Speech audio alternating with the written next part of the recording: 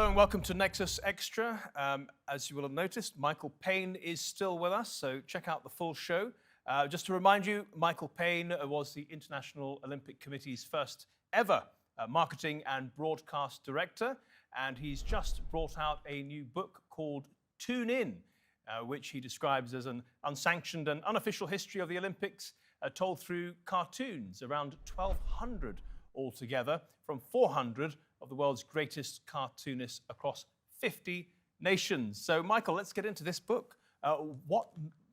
Where does the inspiration come from?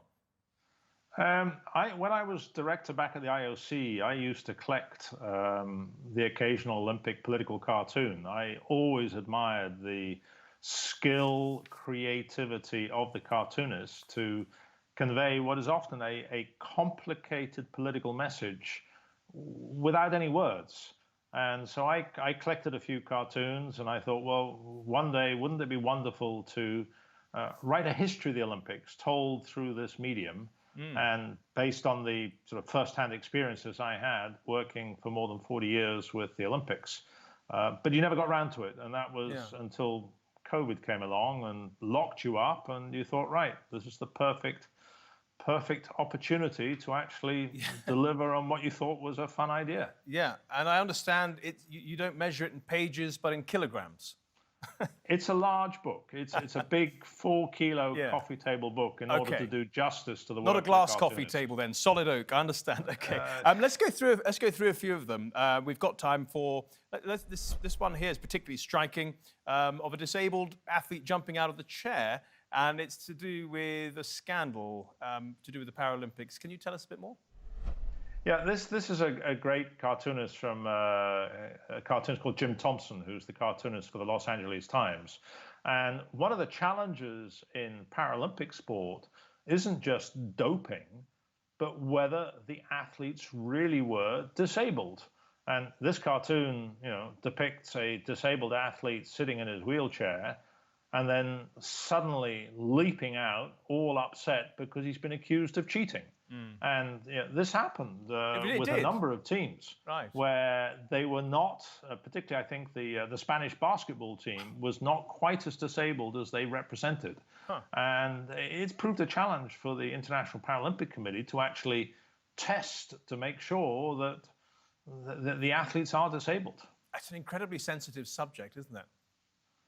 Absolutely. And I think the Paralympics has come an incredibly long way over the last 30, 40 years. When they were first staged, and heaven forbid the terminology would be used today, but in America they were called the Cripples Olympics. My goodness. And you look at the quality of the sportsmanship today. You look at the hurdles that these athletes have overcome. There are some of the most moving stories. But the cartoonist is sort of out there, And was that a cynical, the one you mentioned, the Spanish basketball team, was that a cynical attempt to circumvent the rules, or what, is that just a matter of grades, of understanding what disability means? Well, I don't know. You can have a long debate on cynicism, but I think when every country goes to the Olympic Games or to the Paralympic Games, they want to bring home the gold.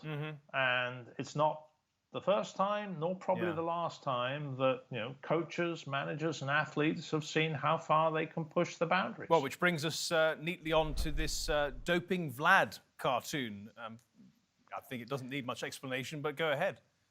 Yeah, I think diplomatically was referred to as perhaps the little misunderstanding with Russia, where during the Sochi Olympic Games, in order to ensure that they were winning the medal table, they ran probably the most extensive government-managed doping program, where the doping samples were changed each night from what was referred to as dirty urine to clean urine.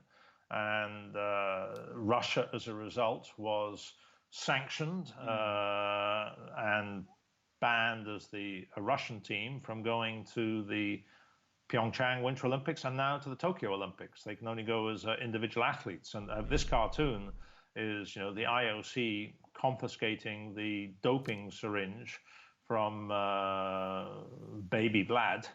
Again, a very powerful image, no words.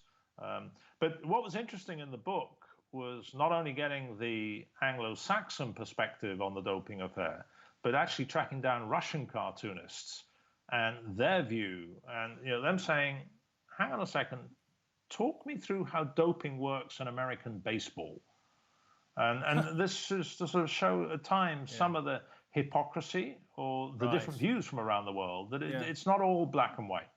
No. And not for the first time Russia was taking the piss. Let's get up to the contemporary cartoons now, and related to coronavirus, social distancing, these 5 rings. Yeah, I mean, this is part of the whole playbook in place to deliver a safe and secure games in Tokyo. So here you've got the New Zealand cartoonist Chicane showing that the rings will have to be separated, each of them, rather than interlocking, but 2 meters apart. And there's been some great. It's a field day for cartoonists to talk about the new environment on social distancing, whether it's the rings, wearing the mask, whether it's sort of different sporting rules are going to have to be in place in order to ensure a safe and secure games. And I mean, the cartoons are going to keep on flowing throughout the summer. So you could have another volume in you. One last question. The IOC, what do they make of your unofficial book? I think so the question was whether the IOC had a sense of humor.